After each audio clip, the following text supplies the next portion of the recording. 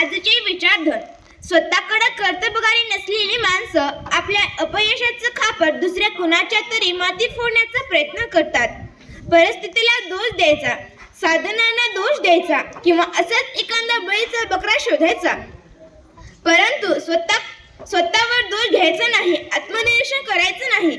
आपल्या अपयशाविषयी अशी भूमिका घेणाऱ्या लोकांचा पाय अर्थातच अपयशात अधिक रुतत जातो. काही वेळा परिस्थिती कमालीची प्रतिकूल असते आणि भल्या भल्यांना बेजार करून टाकते, हे खरं आहे. पण अशा वेळी माणसानं परिस्थितीला काही दोष दिला तर आपण समजू शकतो. तरीही सामान्यात परिस्थितीला दोष देत बसू नये, हाच आपला आदर्श असावा. त्या परिस्थितीशी झुंजता झुंजता आपण पराभूत झालो, मोडून पडलो तरी त्यामुळे आपलं चरित्र उजळून निघेल. पण समंबीच्या आत दडून दुसऱ्याला दोष देत देत आपण टिकून राहिलो तरी ते आपल्या व्यक्तित्वाला कामिळा फासणार आहे.